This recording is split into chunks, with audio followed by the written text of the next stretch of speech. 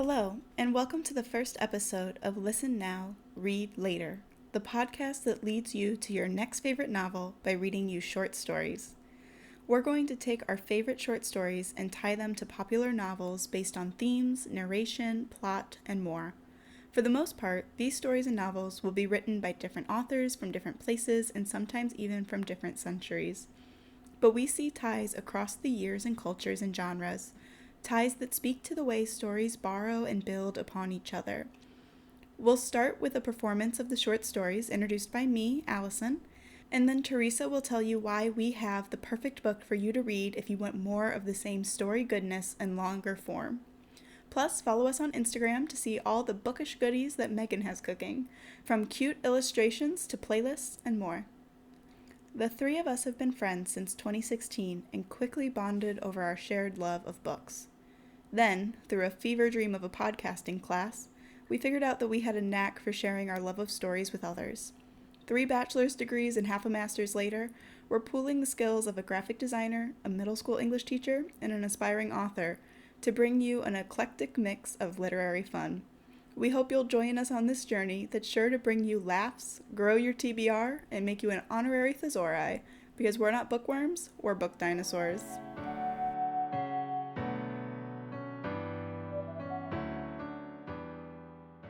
Episode 1. Don't you know that you're toxic?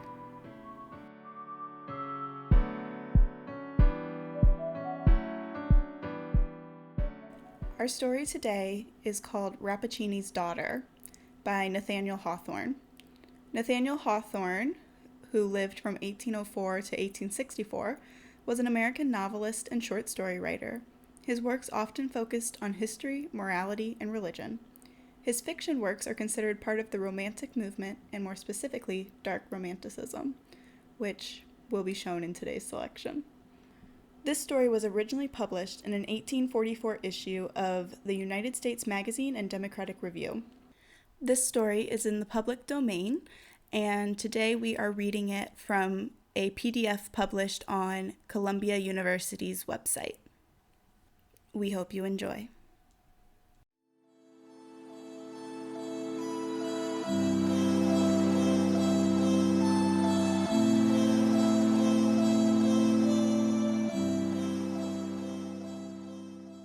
A young man named Giovanni Guasconti came very long ago from the more southern region of Italy to pursue his studies at the University of Padua. Giovanni, who had but a scanty supply of gold ducats in his pocket, took lodgings in a high and gloomy chamber of an old edifice, which looked not unworthy to have been the palace of a Paduan noble, and which, in fact, exhibited over its entrance the armorial bearings of a family long since extinct. The young stranger, who was not unstudied in the great poem of his country, recollected that one of the ancestors of this family, and perhaps an occupant of this very mansion, had been pictured by Dante as a partaker of the immortal agonies of his Inferno. These reminiscences and associations, together with the tendency to heartbreak natural to a young man for the first time out of his native sphere, caused Giovanni to sigh heavily as he looked around the desolate and ill-furnished apartment. Holy Virgin, Signor, cried old Dame Lisabetta, who, won by the youth's remarkable beauty of person, was kindly endeavoring to give the chamber a habitable air.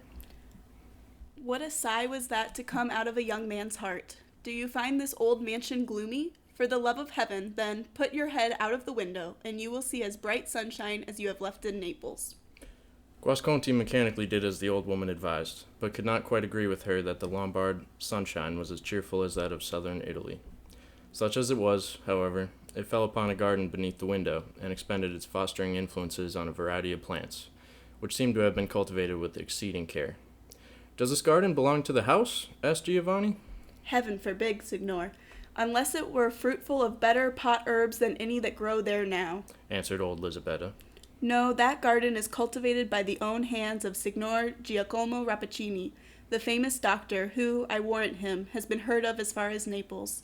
It is said he distills these plants into medicines that are as potent as a charm. Oftentimes you may see the Signor Doctor at work, and perchance the Signora, his daughter, too, gathering the strange flowers that grow in the garden. The old woman had now done what she could for the aspect of the chamber, and, commending the young man to the protection of the saints, took her departure. Giovanni still found no better occupation than to look down into the garden beneath his window. From its appearance, he judged it to be one of those botanic gardens, which were of earlier date in Padua than elsewhere in Italy, or in the world. Or, not improbably, it might once have been the pleasure place of an opulent family, for there was the ruin of a marble fountain in the center, sculptured with rare art, but so woefully shattered that it was impossible to trace the original design from the chaos of remaining fragments. The water, however, continued to gush and sparkle into the sunbeams as cheerfully as ever. A little gurgling sound ascended to the young man's window and made him feel as if a fountain were an immortal spirit that sung its song unceasingly and without heeding the vicissitudes around it. While one century embodied it in marble and another scattered the perishable garniture on the soil. All about the pool into which the water subsided grew various plants that seemed to require a plentiful supply of moisture for the nourishment of gigantic leaves, and, in some instances, flowers gorgeously magnificent. There was one shrub in particular, set in a marble vase in the midst of the pool, that bore a profusion of purple blossoms, each of which had the luster and richness of a gem, and the whole together made a show so resplendent that it seemed enough to illuminate the garden, even had there been no sunshine.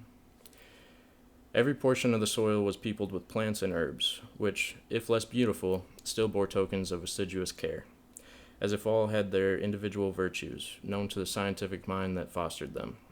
Some were placed in urns, rich with old carving, and others in common garden pots. Some crept serpent-like along the ground, or climbed on high, using whatever means of ascent was offered to them. One plant had wreathed itself around a statue of Vertumnus, which was thus quite veiled and shrouded in a drapery of hanging foliage, so happily arranged that it might have served a sculptor for a study. While Giovanni stood at the window, he heard a rustling behind a screen of leaves, and became aware that a person was at work in the garden. His figure soon emerged into view, and showed itself to be that of no common laborer, but a tall, emaciated, sallow, and sickly-looking man, dressed in a scholar's garb of black. He was beyond the middle term of life, with gray hair, a thin gray beard, and a face singularly marked with intellect and cultivation, but which could never, even in his more youthful days, have expressed much warmth of heart. Nothing could exceed the intentness with which this scientific gardener examined every shrub which grew in his path.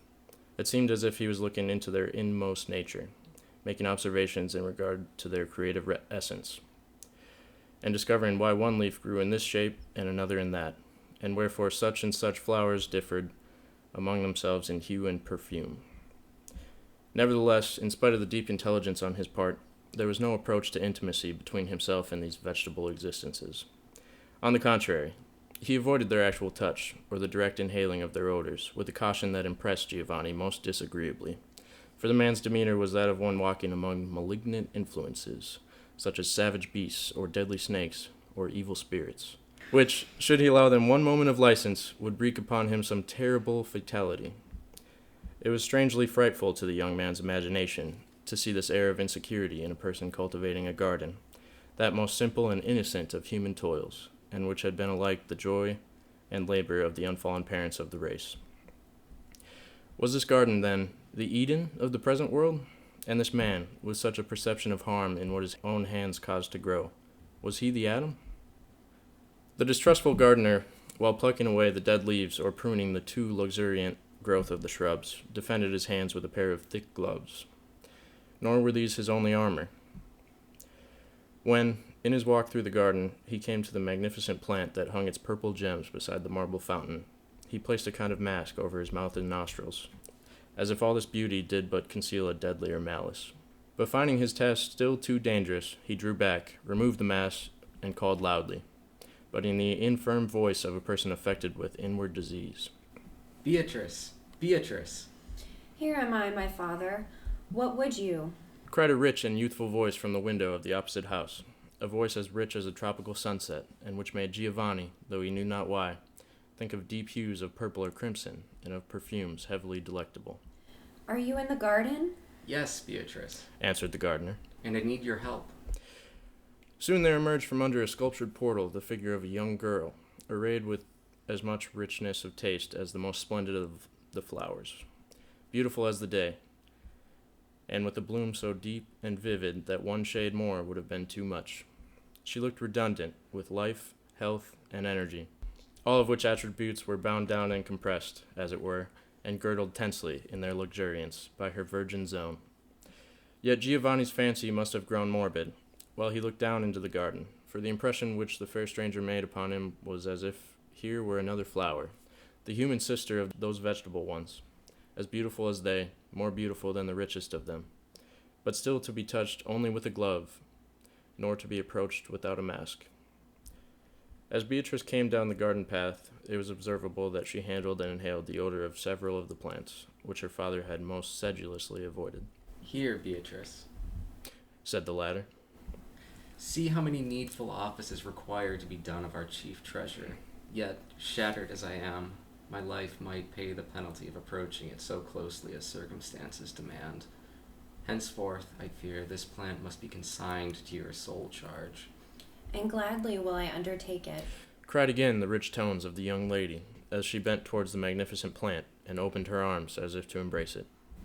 Yes, my sister, my splendor, it shall be Beatrice's task to nurse and serve thee, and thou shalt reward her with thy kisses and perfumed breath, which to her is as the breath of life. Then, with all the tenderness in her manner that was so strikingly expressed in her words, she busied herself with such attentions as the plant seemed to require, and Giovanni, at his lofty window, rubbed his eyes, and almost doubted whether it were a girl tending her favorite flower, or one sister performing the duties of affection to another. The scene soon terminated.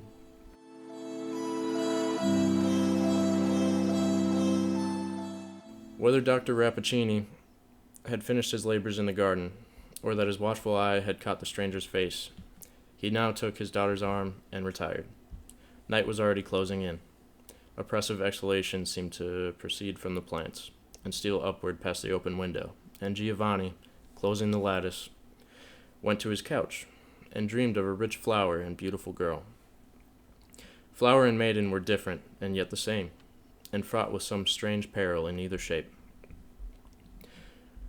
But there is an influence in the light of morning that tends to rectify whatever errors of fancy, or even of judgment, we may have incurred during the sun's decline, or among the shadows of the night, or in the less wholesome glow of moonshine. Giovanni's first movement on starting from sleep was to throw open the window and gaze down into the garden which his dreams had made so fertile of mysteries. He was surprised and a little ashamed to find how real and matter-of-fact an affair it proved to be. In the first rays of the sun, which gilded the dewdrops that hung upon leaf and blossom, and, while giving a brighter beauty to each rare flower, brought everything within the limits of ordinary experience. The young man rejoiced that in the heart of the barren city he had the privilege of overlooking this spot of lovely and luxuriant vegetation. It would serve, he said to himself, as a symbolic language to keep him in communion with nature. Neither the sickly and thought-worn Dr. Giacomo Rappaccini, it is true, nor his brilliant daughter were now visible, so that Giovanni could not determine how much of the singularity which he attributed to both was due to their own qualities, and how much to his wonder-working fancy. But he was inclined to take a most rational view of the whole matter.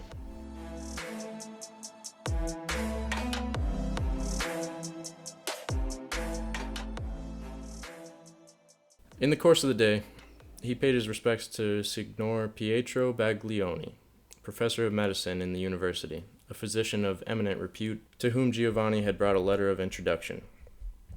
The professor was an elderly personage, apparently of a genial nature, and habits that might almost be called jovial. He kept the young man to dinner, and made himself very agreeable by the freedom and liveliness of his conversation, especially when warmed by a flask or two of Tuscan wine. Giovanni, conceiving that men of science, inhabitants of the same city, must needs be on familiar terms with one another, took an opportunity to mention the name of Dr. Rappaccini, but the professor did not respond with so much cordiality as he had anticipated. How would it become a teacher of the divine art of medicine? Said Professor Pietro Baglioni, in answer to a question of Giovanni. To withhold due and well-considered praise of a physician so eminently skilled as Rappaccini. But on the other hand, I should answer it but scantily to my conscience. Were I to permit a worthy youth like yourself, Signor Giovanni, the son of an ancient friend, to imbibe erroneous ideas respecting a man who might hereafter chance to hold your life and death in his hands. The truth is, Our worshipful Dr. Rappaccini has as much science as any member of the faculty, with perhaps one single exception, in Padua or all Italy. But there are certain grave objections to his professional character. And what are they? Asked the young man. Has my friend Giovanni any disease of body or heart that he is so inquisitive about physicians? Said the professor with a smile.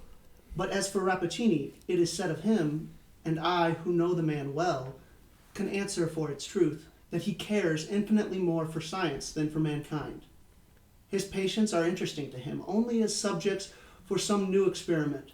He would sacrifice human life, his own among the rest, or whatever else was dearest to him, for the sake of adding so much as a grain of mustard seed to the great heap of his accumulated knowledge. Methinks he is an awful man indeed, remarked Guasconti, mentally recalling the cold and purely intellectual aspect of Rappaccini. And yet, worshipful professor, is it not a noble spirit?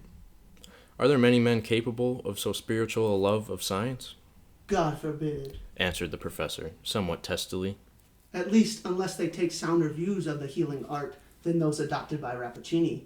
It is his theory that all medicinal virtues are comprised within those substances which we term vegetable poisons. These he cultivates with his own hands, and is said even to have produced new varieties of poison, more horribly deleterious than nature, without the assistance of this learned person, would ever have plagued the world withal.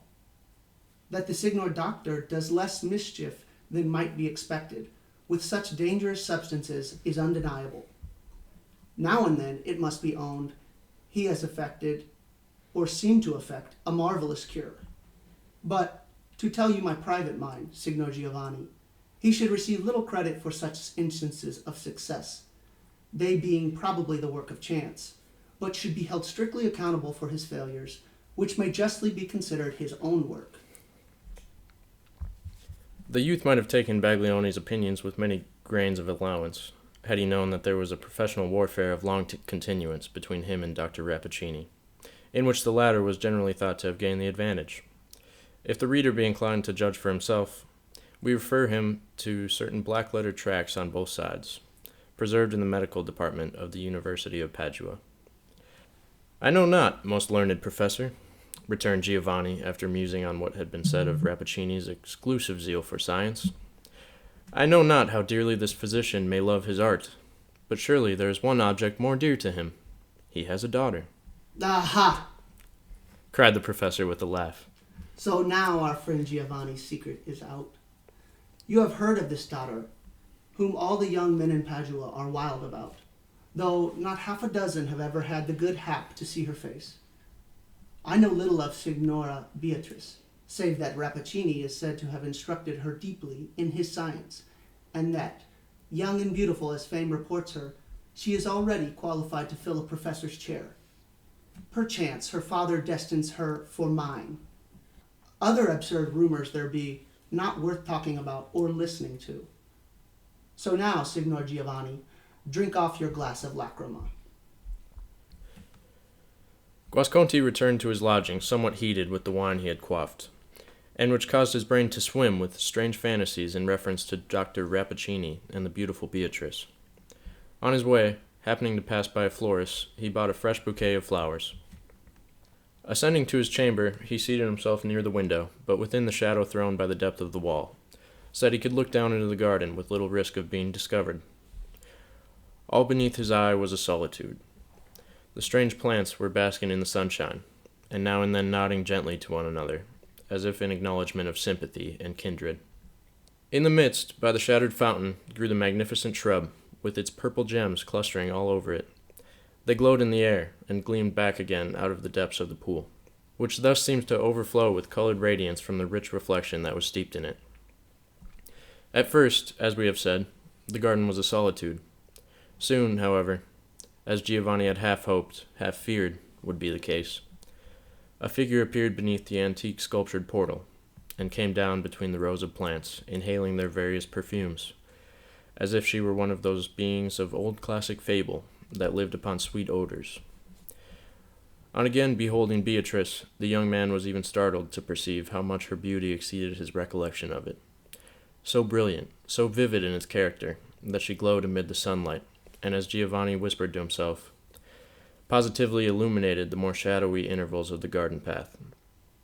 Her face being now more revealed than on the former occasion, he was struck by its expression of simplicity and sweetness, qualities that had not entered into his idea of her character, and which made him ask anew what matter of mortal she might be.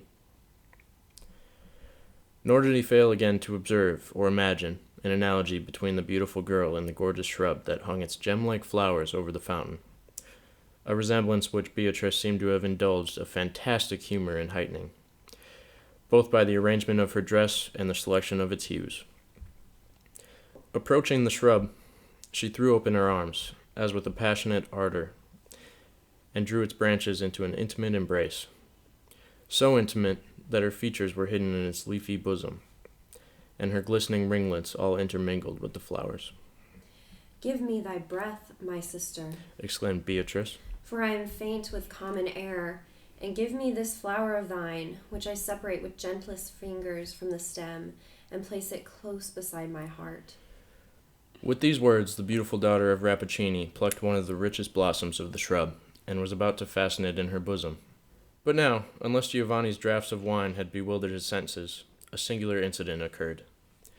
A small, orange-colored reptile of the lizard or chameleon species chanced to be creeping along the path, just at the feet of Beatrice. It appeared to Giovanni, but, at the distance from which he gazed, he could scarcely have seen anything so minute. It appeared to him, however, that a drop or two of moisture from the broken stem of the flower descended upon the lizard's head. For an instant, the reptile contorted itself violently, and then lay motionless in the sunshine. Beatrice observed this remarkable phenomenon, and crossed herself, sadly, but without surprise. Nor did she therefore hesitate to arrange the fatal flower in her bosom. There it blushed, and almost glimmered with the dazzling effect of a precious stone, adding to her dress and aspect the one appropriate charm, which nothing else in the world could have supplied. But Giovanni, out of the shadow of his window, bent forward and shrank back, and murmured and trembled. "Am I awake? Have I my senses?" said he to himself. "What is this being? Beautiful, shall I call her, or inexpressibly terrible?" Beatrice now strayed carelessly through the garden, approaching closer beneath Giovanni's window, so that he was compelled to thrust his head quite out of its concealment, in order to gratify the intense and painful curiosity which she excited. At this moment, there came a beautiful insect over the garden wall. It had perhaps wandered through the city, and found no flowers nor verdure among those antique haunts of men, until the heavy perfumes of Dr. Rappaccini's shrubs had lured it from afar. Without alighting on the flowers, this winged brightness seemed to be attracted by Beatrice, and lingered in the air, and fluttered about her head. Now here it could not be but Giovanni Guasconti's eyes deceived him.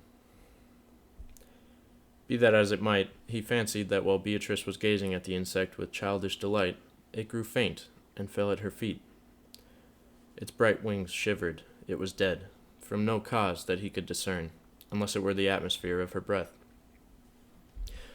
Again Beatrice crossed herself and sighed heavily, as she bent over the dead insect. An impulsive movement of Giovanni drew her eyes up to the window.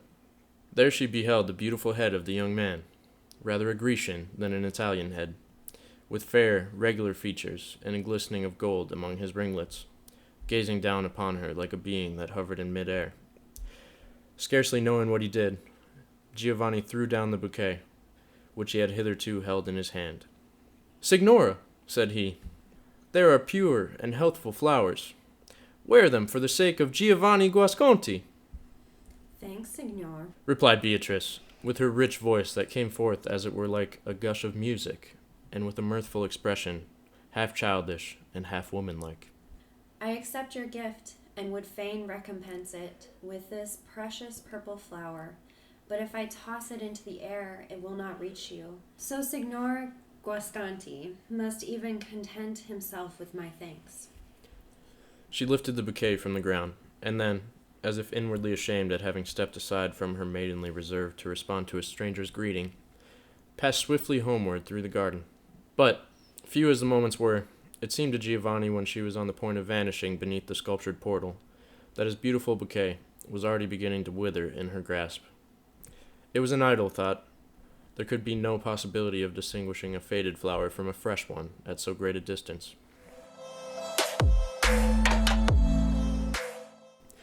For many days after this incident, the young man avoided the window that looked into Dr. Rappaccini's garden, as if something ugly and monstrous would have blasted his eyesight, had he been betrayed into a glance.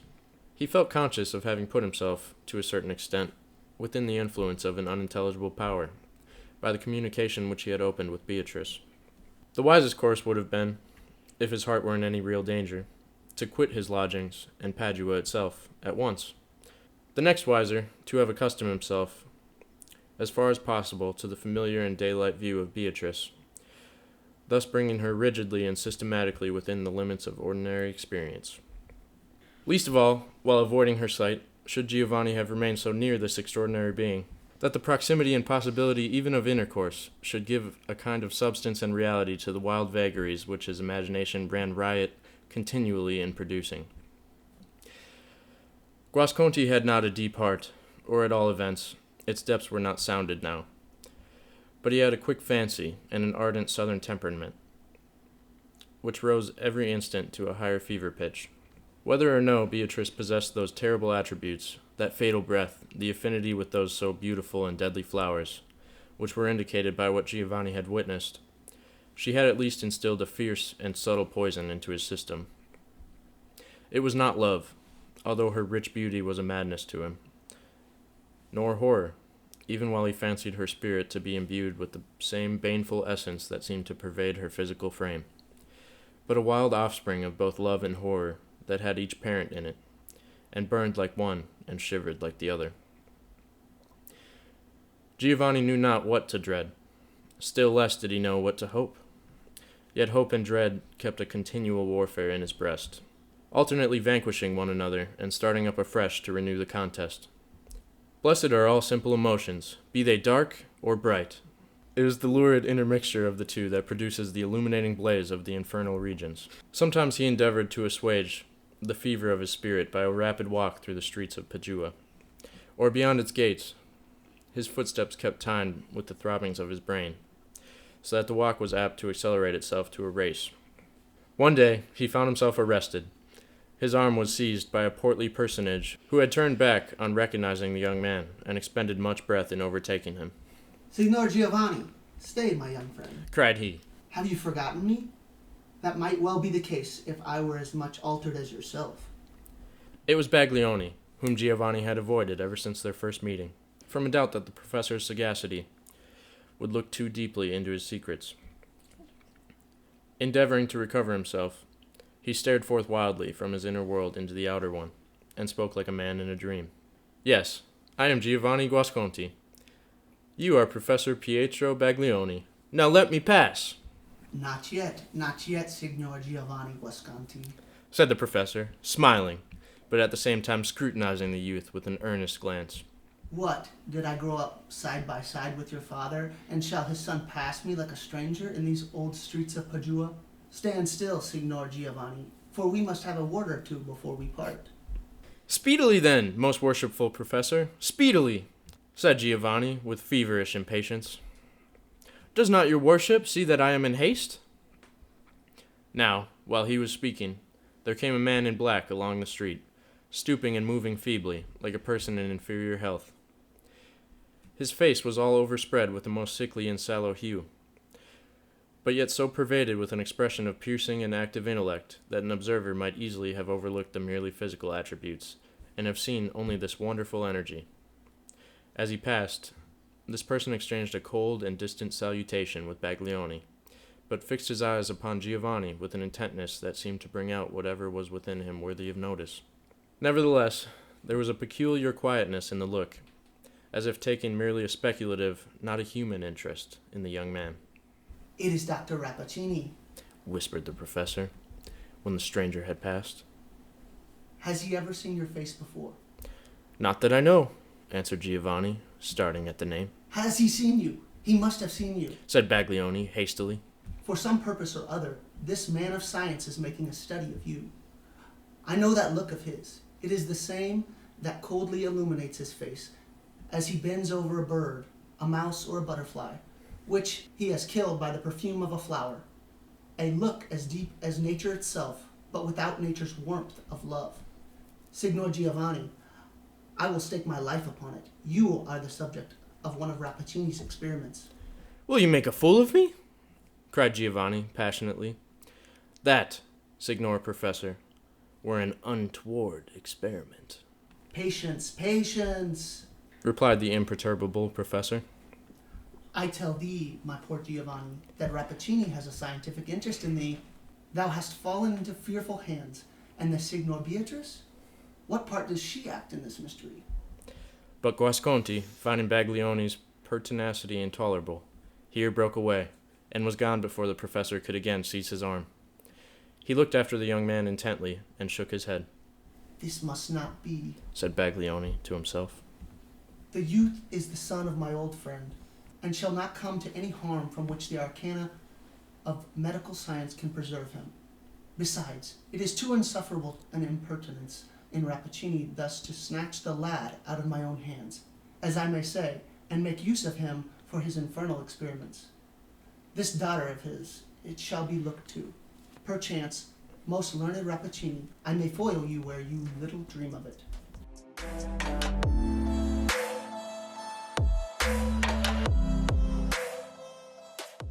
Meanwhile, Giovanni had pursued a circuitous route, and at length found himself at the door of his lodgings. As he crossed the threshold, he was met by old Lisabetta, who smirked and smiled, and was evidently desirous to attract his attention. Vainly, however, as the ebullition of his feelings had momentarily subsided into a cold and dull vacuity. He turned his eyes full upon the withered face that was puckering itself into a smile, but seemed to behold it not. The old dame, therefore, laid her grasp upon his cloak. Signor, Signor, whispered she, still with a smile over the whole breadth of her visage, so that it looked not unlike a grotesque carving in wood, darkened by centuries. Listen, Signor, there is a private entrance into the garden. What do you say? Exclaimed Giovanni, turning quickly about, as if an inanimate thing should start into feverish life. A private entrance into Dr. Rappaccini's garden? Hush, hush, not so loud, whispered Lisabetta, putting her hand over his mouth. Yes, into the worshipful doctor's garden, where you may see all his fine shrubbery. Many a young man in Padua would give gold to be admitted among those flowers. Giovanni put a piece of gold into her hand. Show me the way, said he. A surmise, probably excited by his conversation with Baglioni, crossed his mind, that this interposition of old Lisabetta might perchance be connected with the intrigue, whatever were its nature, in which the professor seemed to suppose that Dr. Rappaccini was involving him. But such a suspicion, though it disturbed Giovanni, was inadequate to restrain him. The instant he was aware of the possibility of approaching Beatrice, it seemed an absolute necessity of his existence to do so.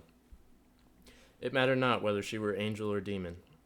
He was irrevocably within her sphere, and must obey the law that whirled him onward, in ever-lessening circles, towards a result which he did not attempt to foreshadow.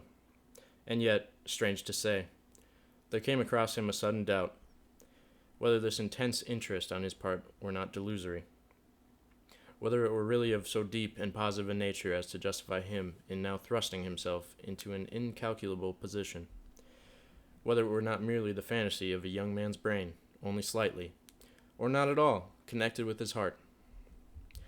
He paused, hesitated, turned half about, but again went on. His withered guide led him along several obscure passages, and finally undid a door, through which, as it was opened, there came the sight and sound of rustling leaves, with the broken sunshine glimmering among them. Giovanni stepped forth, and forcing himself through the entanglement of a shrub that wreathed its tendrils over the hidden entrance, he stood beneath his own window in the open area of Dr. Rappaccini's garden. How often is it the case that, when impossibilities have come to pass, and dreams have condensed their misty substance into tangible realities, we find ourselves calm, and even coldly self-possessed, amid circumstances which it would have been a delirium of joy or agony to anticipate. Fate delights to thwart us thus. Passion will choose his own time to rush upon the scene, and lingers sluggishly behind, when an appropriate adjustment of events would seem to summon his appearance. So was it now with Giovanni. Day after day, his pulses had throbbed with feverish blood, at the improbable idea of an interview with Beatrice, and of standing with her, face to face, in this very garden, basking in the oriental sunshine of her beauty, and snatching from her full gaze the mystery which he deemed the riddle of his own existence. But now, there was a singular and untimely equanimity within his breast.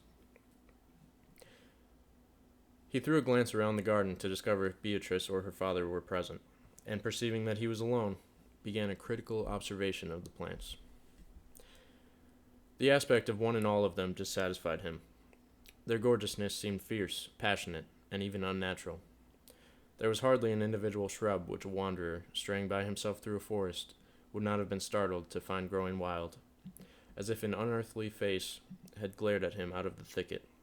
Several also would have shocked a delicate instinct by an appearance of artificialness, indicating that there had been such commixture and, as it were, adultery of various vegetable species, that the production was no longer of God's making, but the monstrous offspring of man's depraved fancy, glowing with only an evil mockery of beauty. They were probably the result of experiment, which, in one or two cases, had succeeded in mingling plants individually lovely into a compound possessing the questionable and ominous character that distinguished the whole growth of the garden. In fine, Giovanni recognized but 2 or 3 plants in the collection, and those of a kind that he well knew to be poisonous. While busy with these contemplations, he heard the rustling of a silken garment, and turning, beheld Beatrice emerging from beneath the sculptured portal.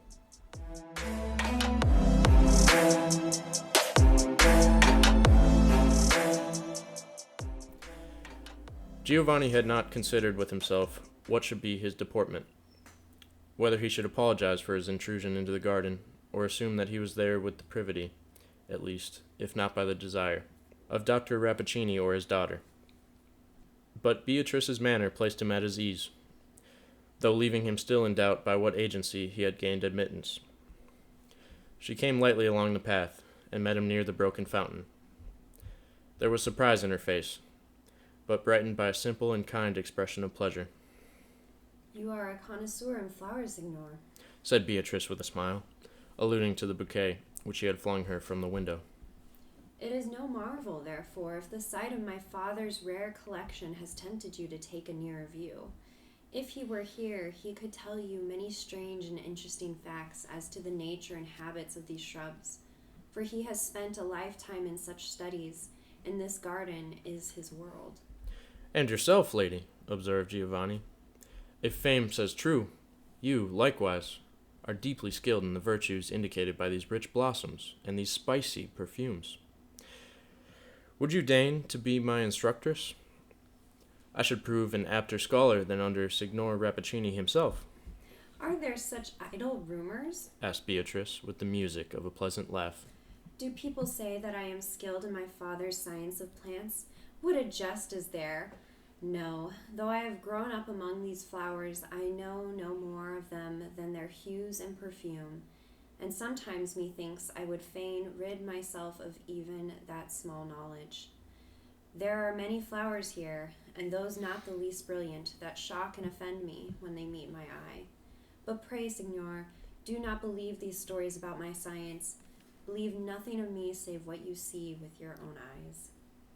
"And must I believe all that I have seen with my own eyes?" asked Giovanni pointedly, while the recollection of former scenes made him shrink. "No, Signora, you demand too little of me. Bid me believe nothing save what comes from your own lips." It would appear that Beatrice understood him. There came a deep flush to her cheek, but she looked full into Giovanni's eyes, and responded to his gaze of uneasy suspicion with a queen-like haughtiness. "I do so bid you, Signor," she replied. "Forget whatever you may have fancied in regard to me. If true to the outward senses, still it may be false in its essence. But the words of Beatrice Rappaccini's lips are true from the heart outward. Those you may believe. A fervor glowed in her whole aspect, and beamed upon Giovanni's consciousness like the light of truth itself. But while she spoke, there was a fragrance in the atmosphere around her rich and delightful, though evanescent, yet which the young man, from an indefinable reluctance, scarcely dared to draw into his lungs. It might be the odor of the flowers. Could it be Beatrice's breath, which thus embalmed her words with a strange richness, as if by steeping them in her heart? A faintness passed like a shadow over Giovanni, and flitted away. He seemed to gaze through the beautiful girl's eyes into her transparent soul, and felt no more doubt or fear. The tinge of passion that had colored Beatrice's manner vanished. She became gay, and appeared to derive a pure delight from her communion with the youth, not unlike what the maiden of a lonely island might have felt, conversing with a voyager from the civilized world. Evidently, her experience of life had been confined within the limits of that garden. She talked now about matters as simple as the daylight or summer clouds, and now asked questions in reference to the city, or Giovanni's distant home, his friends, his mother, and his sisters, questions indicating such seclusion and such lack of familiarity with modes and forms, that Giovanni responded as if to an infant. Her spirit gushed out before him like a fresh rill, that was just catching its first glimpse of the sunlight, and wondering at the reflections of earth and sky which were flung into its bosom. There came thoughts, too, from a deep source, and fantasies of a gem-like brilliancy, as if diamonds and rubies sparkled upward among bubbles of the fountain. Ever and anon, there gleamed across the young man's mind a sense of wonder, that he should be walking side by side with the being who had so wrought upon his imagination, whom he had idealized in such hues of terror, in whom he had positively witnessed such manifestations of dreadful attributes, that he should be conversing with Beatrice like a brother, and should find her so human and so maiden-like. But such reflections were only momentary. The effect of her character was too real, not to make itself familiar at once. In this free intercourse, they had strayed through the garden, and now, after many turns among its avenues, were come to the shattered fountain, beside which grew the magnificent shrub with its treasury of glowing blossoms. A fragrance was diffused from it, which Giovanni recognized as identical with that which he had attributed to Beatrice's breath, but incomparably more powerful. As her eyes fell upon it, Giovanni beheld her press her hand to her bosom, as if her heart were throbbing suddenly and painfully. For the first time in my life, murmured she, addressing the shrub. I had forgotten thee. I remember, Signora, said Giovanni, that you once promised to reward me with one of these living gems for the bouquet, which I had the happy boldness to fling to your feet. Permit me now to pluck it as a memorial of this interview. He made a step towards the shrub with extended hand. But Beatrice darted forward, uttering a shriek that went through his heart like a dagger. She caught his hand and drew it back with the whole force of her slender figure. Giovanni felt her touch thrilling through his fibers. Touch it not, exclaimed she, in a voice of agony. Not for thy life. It is fatal. Then, hiding her face, she fled from him and vanished beneath the sculptured portal. As Giovanni followed her with his eyes, he beheld the emaciated figure and pale intelligence of Dr. Rappaccini, who had been watching the scene, he knew not how long, within the shadow of the entrance. No sooner was Guasconti alone in his chamber than the image of Beatrice came back to his passionate musings, invested with all the witchery that had been gathering around it ever since his first glimpse of her, and now likewise imbued with the tender warmth of girlish womanhood. She was human. Her nature was endowed with all gentle and feminine qualities. She was worthiest to be worshipped. She was capable, surely, on her part, of the height and heroism of love. Those tokens, which he had hitherto considered as proofs of a frightful peculiarity in her physical and moral system, were now either forgotten or, by the subtle sophistry of passion, transmuted into a golden crown of enchantment, rendering Beatrice the more admirable, by so much as she was the more unique. Whatever had looked ugly was now beautiful, or, if incapable of such a change, It stole away and hid itself among those shapeless half-ideas, which throng the dim region beyond the daylight of our perfect consciousness. Thus did Giovanni spend the night, nor fell asleep, until the dawn had begun to awake the slumbering flowers in Dr. Rappaccini's garden, whither his dreams doubtless led him. Up rose the sun in his due season, and flinging his beams upon the young man's eyelids, awoke him to a sense of pain. When thoroughly aroused, he became sensible of a burning and tingling agony in his hand, in his right hand, the very hand which Beatrice had grasped in her own, when he was on the point of plucking one of the gem-like flowers. On the back of that hand there was now a purple print, like that of 4 small fingers, and the likeness of a slender thumb upon his wrist. Oh, how stubbornly does love, or even that cunning semblance of love which flourishes in the imagination, but strikes no depth of root into the heart, how stubbornly does it hold its faith, until the moment come when it is doomed to vanish into thin mist! Giovanni wrapped a handkerchief around his hand, and wondered what evil thing had stung him, and soon forgot his pain in a reverie of Beatrice. After the first interview, a second was in the inevitable course of what we call fate. A third, a fourth, and a meeting with Beatrice in the garden was no longer an incident in Giovanni's daily life, but the whole space in which he might be said to live, for the anticipation and memory of that ecstatic hour made up the remainder. Nor was it otherwise with the daughter of Rappaccini. She watched for the youth's appearance, and flew to his side with confidence as unreserved as if they had been playmates from early infancy, as if they were playmates still. If, by any unwonted chance, he failed to come at the appointed moment, she stood beneath the window and sent up the rich sweetness of her tones to float around him in his chamber, and echo and reverberate throughout his heart. Giovanni, Giovanni, why tarriest thou? Come down. And down he hastened into that Eden of poisonous flowers. But, with all this intimate familiarity, there was still a reserve in Beatrice's demeanor, so rigidly and invariably sustained, that the idea of infringing it scarcely occurred to his imagination. By all appreciable signs, they loved. They had looked love, with eyes that conveyed the holy secret from the depths of one soul into the depths of the other, as if it were too sacred to be whispered by the way. They had even spoken love in those gushes of passion when their spirits darted forth in articulated breath, like tongues of long-hidden flame. And yet there had been no seal of lips, no clasp of hands, nor any slightest caress, such as love claims and hollows.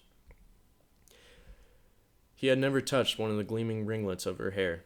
Her garment, so marked was the physical barrier between them, had never been waved against him by a breeze.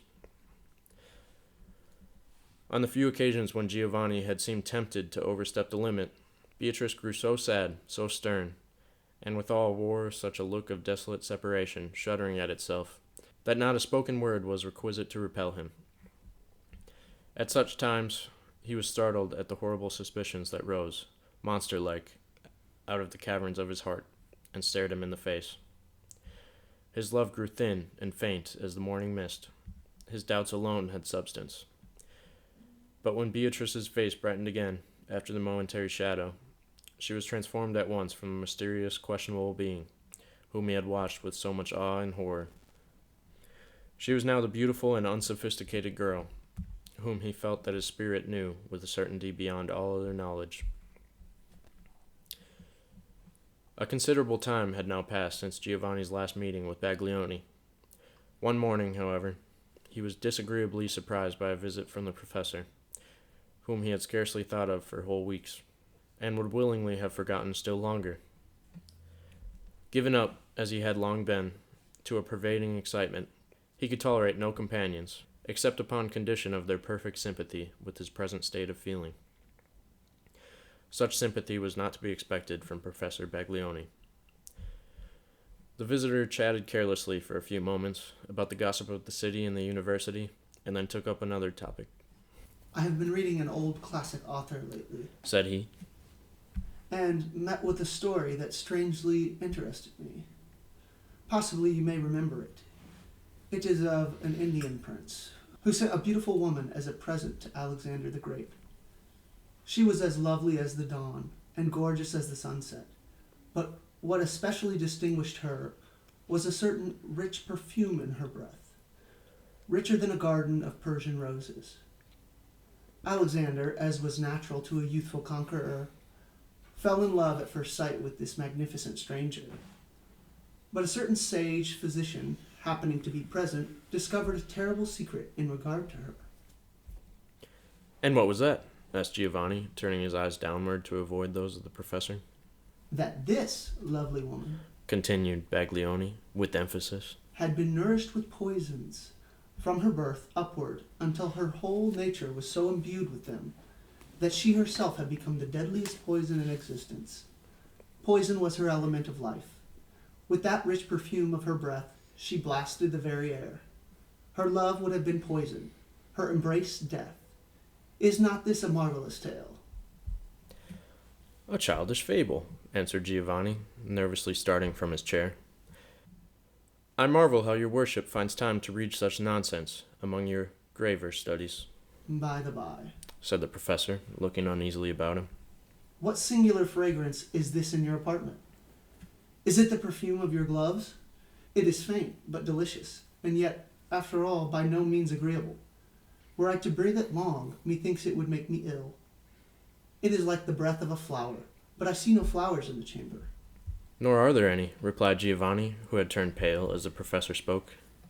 Nor, I think, is there any fragrance, except in your worship's imagination. Odors, being a sort of element combined of the sensual and the spiritual, are apt to deceive us in this manner. The recollection of a perfume, the bare idea of it, may easily be mistaken for a present reality. Aye, but my sober imagination does not often play such tricks. Said Baglioni. And were I to fancy any kind of odor, it would be that of some vile apothecary drug, wherewith my fingers are likely enough to be imbued. Our worshipful friend Rappaccini, as I have heard, tinctures his medicaments with odors richer than those of Araby. Doubtless, likewise, the fair and learned Signora Beatrice would minister to her patients with draughts as sweet as a maiden's breath, but woe to him that sips them. Giovanni's face evinced many contending emotions. The tone in which the professor alluded to the pure and lovely daughter of Rappaccini was a torture to his soul, and yet the intimation of a view of her character, opposite to his own, gave instantaneous distinctness to 1,000 dim suspicions, which now grinned at him like so many demons. But he strove hard to quell them, and to respond to Baglioni with a true lover's perfect faith. Signor Professor, said he, you are my father's friend. Perchance, too, it is your purpose to act a friendly part towards his son. I would fain feel nothing towards you, save respect and deference. But I pray you to observe, Signor, that there is one subject on which we must not speak. You know not the Signora Beatrice. You cannot, therefore, estimate the wrong, the blasphemy, I may even say, that is offered to her carrier by a light or injurious word. Giovanni, my poor Giovanni, answered the professor with a calm expression of pity. I know this wretched girl far better than yourself. You shall hear the truth in respect to the poisoner Rappaccini and his poisonous daughter. Yes, poisonous as she is beautiful. Listen, for even should you do violence to my gray hairs, it shall not silence me. That old fable of the Indian woman has become a truth by the deep and deadly science of Rappaccini and in the person of the lovely Beatrice. Giovanni groaned and hid his face. Her father, continued Baglioni, was not restrained by natural affection from offering up his child in this horrible manner as the victim of his insane zeal for science. For, let us do him justice, he is a true man of science as ever distilled his own heart in an alembic. What, then, will be your fate? Beyond a doubt, you are selected as the material of some new experiment. Perhaps the result is to be death. Perhaps a fate more awful still. Rappaccini, with what he calls the interest of science before his eyes, will hesitate at nothing. It is a dream, muttered Giovanni to himself. Surely it is a dream. But, resumed the professor, be of good cheer, son of my friend. It is not yet too late for the rescue. Possibly we may even succeed in bringing back this miserable child within the limits of ordinary nature, from which her father's madness has estranged her. Behold this little silver vase. It was wrought by the hands of the renowned Benvenuto Cellini, and is well worthy to be a love gift to the fairest dame in Italy. But its contents are invaluable. One little sip of this antidote would have rendered the most virulent poisons of the Borgias innocuous. Doubt not that it will be as efficacious against those of Rappaccini. Bestow the vase, and the precious liquid within it, on your Beatrice, and hopefully await the result. Baglioni laid a small, exquisitely wrought silver phial on the table and withdrew, leaving what he had said to produce its effect upon the young man's mind. We will thwart Rappaccini yet, Thought he, chuckling to himself as he descended the stairs. but let us confess the truth of him. He is a wonderful man indeed. A vile empiric, however, in his practice, and therefore not to be tolerated by those who respect the good old rules of the medical profession. Throughout Giovanni's whole acquaintance with Beatrice, he had occasionally, as we have said, been haunted by dark surmises as to her character. Yet, so thoroughly had she made herself felt by him as a simple, natural, most affectionate, and guileless creature, that the image now held up by Professor Baglioni looked as strange and incredible as if it were not in accordance with his own original conception. True, there were ugly recollections connected with his first glimpses of the beautiful girl. He could not quite forget the bouquet that had withered in her grasp, and the insect that had perished amid the sunny air, by no ostensible agency save the fragrance of her breath. These incidents, however, dissolving in the pure light of her character, had no longer the efficacy of facts, but were acknowledged as mistaken fantasies, by whatever testimony of the senses they might appear to be substantiated. There is something truer and more real than what we can see with the eyes and touch with the finger. On such better evidence had Giovanni founded his confidence in Beatrice, though rather by the necessary force of her high attributes than by any deep and generous faith on his part. But now, his spirit was incapable of sustaining itself at the height to which the early enthusiasm of passion had exalted it. He fell down, groveling among earthly doubts, and defiled therewith the pure whiteness of Beatrice's image. Not that he gave her up, he did but distrust. He resolved to institute some decisive test that should satisfy him, once for all, whether there were those dreadful peculiarities in her physical nature, which could not be supposed to exist without some corresponding monstrosity of soul. His eyes, gazing down afar, might have deceived him as to the lizard, the insect, and the flowers. But if he could witness, at the distance of a few paces, the sudden blight of one fresh and healthful flower in Beatrice's hand, there would be room for no further question. With this idea, he hastened to the florist's, and purchased a bouquet that was still gemmed with the morning dewdrops. It was now the customary hour of his daily interview with Beatrice. Before descending into the garden, Giovanni failed not to look at his figure in the mirror. A vanity to be expected in a beautiful young man, yet, as displaying itself at that troubled and feverish moment, the token of a certain shallowness of feeling and insincerity of character. He did gaze, however, and said to himself that his features had never before possessed so rich a grace, nor his eyes such vivacity, nor his cheeks so warm a hue of superabundant life. At least, thought he, her poison has not yet insinuated itself into my system. I am no flower to perish in her grasp. With that thought, he turned his eyes on the bouquet, which he had never once laid aside from his hand. A thrill of indefinable horror shot through his frame, on perceiving that those dewy flowers were already beginning to droop. They wore the aspect of things that had been fresh and lovely yesterday. Giovanni grew white as marble, and stood motionless before the mirror, staring at his own reflection there, as at the likeness of something frightful. He remembered Baglioni's remark about the fragrance that seemed to pervade the chamber. It must have been the poison in his breath. Then he shuddered at himself. Recovering from his stupor, he began to watch, with curious eye, a spider that was busily at work, hanging its web from the antique cornice of the apartment. The artful system of interwoven lines. As vigorous and active a spider as ever dangled from an old ceiling. Giovanni bent towards the insect and emitted a deep, long breath. The spider suddenly ceased its toil. The web vibrated with a tremor originating in the body of the small artisan. Again, Giovanni sent forth a breath, deeper, longer, and imbued with a venomous feeling, out of his heart. He knew not whether he were wicked or only desperate. The spider made a convulsive gripe with his limbs, and hung dead across the window. "Accursed! Accursed!" muttered Giovanni, addressing himself. "Hast thou grown so poisonous that this deadly insect perishes by thy breath?" At that moment a rich, sweet voice came floating up from the garden. Giovanni, Giovanni, it is past the hour. Why tarriest thou? Come down. "Yes," muttered Giovanni again. "She is the only being whom my breath may not slay.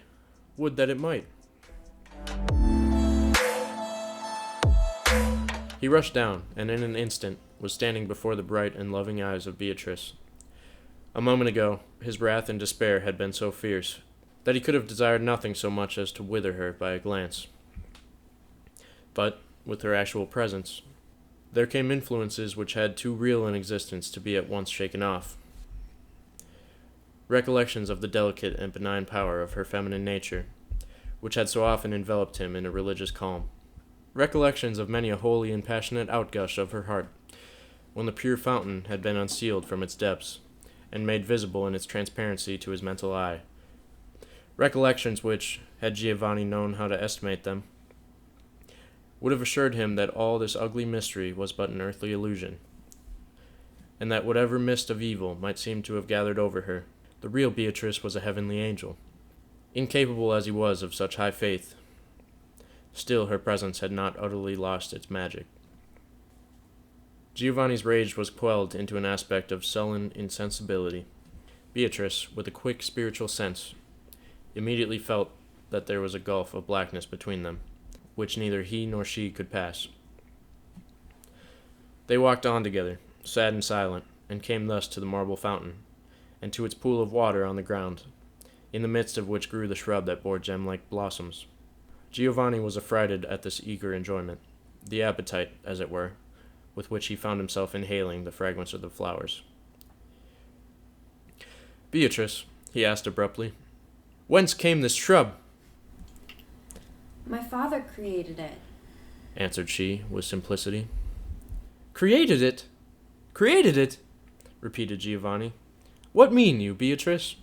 He is a man fearfully acquainted with the secrets of nature, replied Beatrice. And at the hour when I first drew breath, this plant sprang from the soil, the offspring of his science, of his intellect, while I was but his earthly child. Approach it not, continued she, observing with terror that Giovanni was drawing nearer to the shrub. It has qualities that you little dream of. But I, dearest Giovanni, I grew up and blossomed with the plant, and was nourished with its breath. It was my sister, and I loved it with a human affection. For alas, hast thou not suspected it? There was an awful doom. Here, Giovanni frowned so darkly upon her that Beatrice paused and trembled. But her faith in his tenderness reassured her, and made her blush that she had doubted for an instant. There was an awful doom, she continued. The effect of my father's fatal love of science, which estranged me from all society of my kind. Until heaven sent thee, dearest Giovanni, oh, how lonely was thy poor Beatrice. Was it a hard doom? asked Giovanni, fixing his eyes upon her. Only of late have I known how hard it was, answered she, tenderly. Oh yes, but my heart was torpid, and therefore quiet. Giovanni's rage broke forth from his sullen gloom like a lightning flash out of a dark cloud. "Accursed one!" cried he, with venomous scorn and anger. "And finding thy solitude wearisome, thou hast severed me, likewise, from all the warmth of life, and enticed me into thy region of unspeakable horror." Giovanni, exclaimed Beatrice, turning her large, bright eyes upon his face. The force of his words had not found its way into her mind. She was merely thunderstruck. "Yes, poisonous thing!" repeated Giovanni, beside himself with passion. "Thou hast done it! Thou hast blasted me! Thou hast filled my veins with poison! Thou hast made me as hateful, as ugly, as loathsome and deadly a creature as thyself! A world's wonder of hideous monstrosity! Now, if our breath be haply as fatal to ourselves as to all others, let us join our lips in one kiss of unutterable hatred, and so die!" "What has befallen me?" murmured Beatrice with a low moan out of her heart. "Holy Virgin, pity me, a poor heartbroken child." Dost thou pray?" cried Giovanni, still with the same fiendish scorn. "Thy very prayers, as they come from thy lips, taint the atmosphere with death. Yes, let us pray. Let us to church, and dip our fingers in the holy water at the portal. They that come after us will perish as by a pestilence. Let us sign crosses in the air. It will be scattering curses abroad in the likeness of holy symbols." "Giovanni," said Beatrice calmly, for her grief was beyond passion. "why dost thou join thyself with me thus in those terrible words? I, it is true, am the horrible thing thou namest me. But thou, what hast thou to do, save with one other shudder at my hideous misery, to go forth out of the garden and mingle with thy race, and forget that there ever crawled on earth such a monster as poor Beatrice?" "Dost thou pretend ignorance?" asked Giovanni, scowling upon her. "Behold, this power have I gained from the pure daughter of Rappaccini." There was a swarm of summer insects flitting through the air, in search of the food promised by the flower odors of the fatal garden. They circled round Giovanni's head, and were evidently attracted towards him by the same influence which had drawn them, for an instant, within the sphere of several of the shrubs. He sent forth a breath among them, and smiled bitterly at Beatrice, as at least a score of the insects fell dead upon the ground. "I see it, shrieked Beatrice. Is it my father's fatal science? No, Giovanni, it was not I. Never. I dreamed only to love thee, and be with thee a little time, and so to let thee pass away, leaving but thine image in mine heart.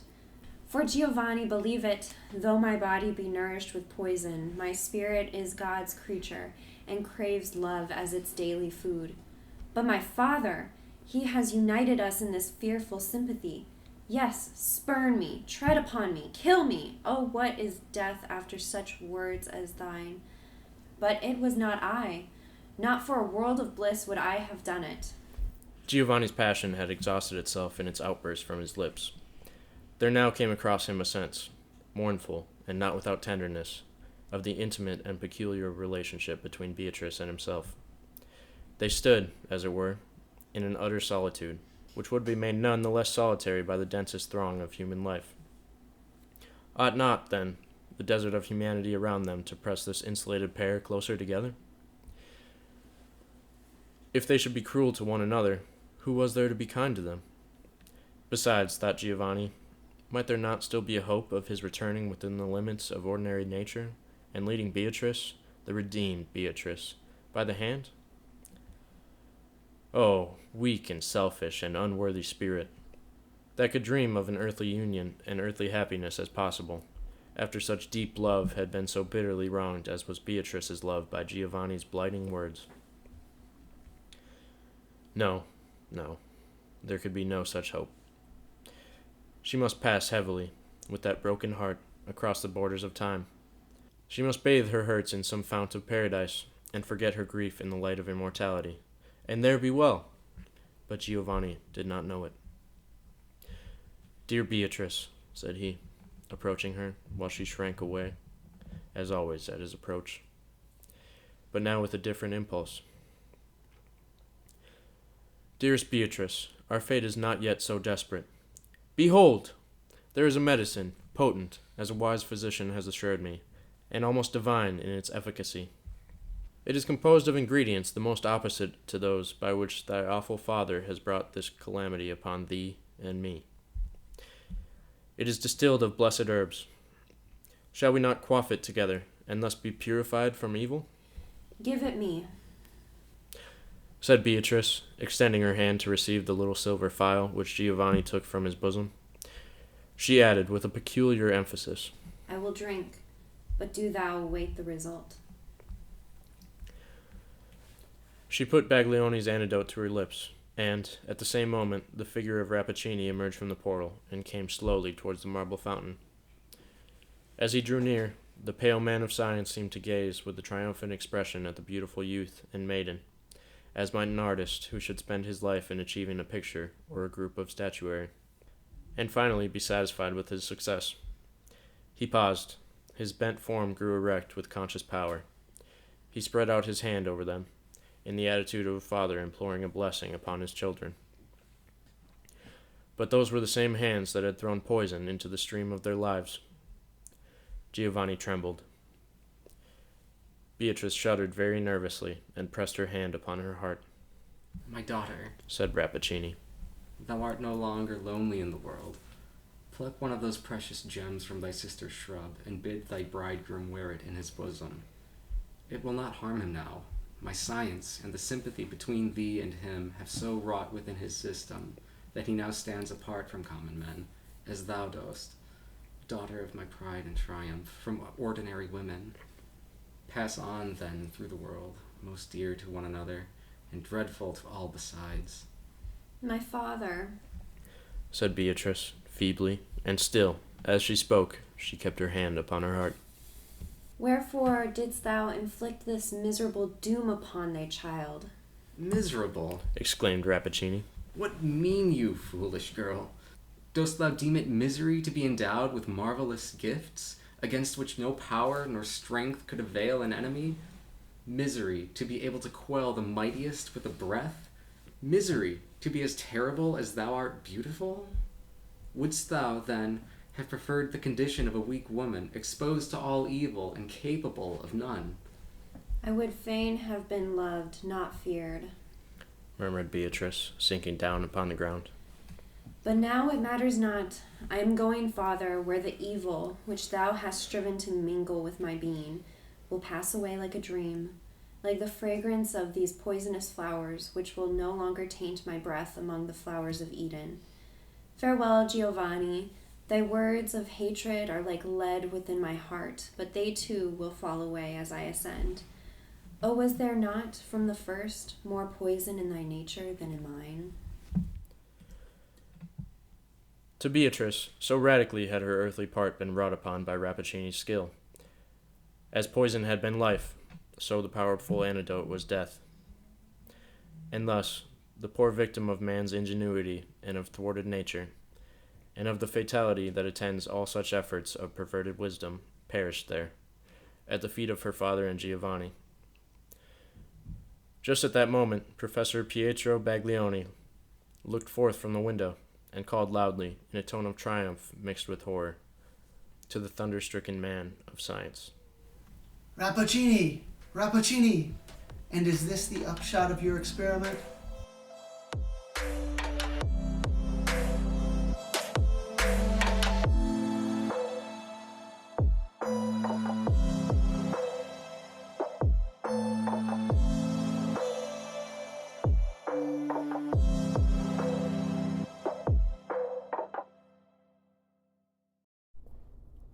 Now that you've listened, here's what to read later.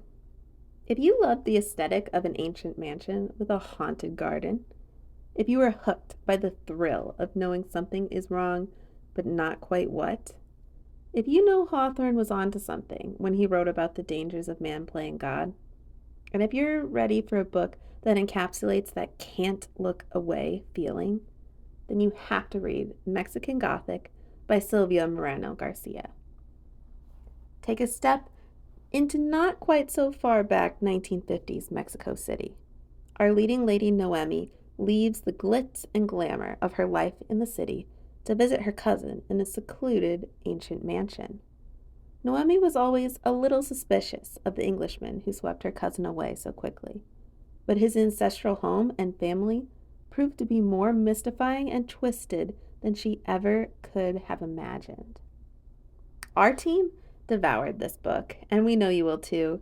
It's one of those books you will be thinking about for days after finishing. So if you loved listening to Rappaccini's Daughter, you have to read Mexican Gothic by Silvia Moreno-Garcia.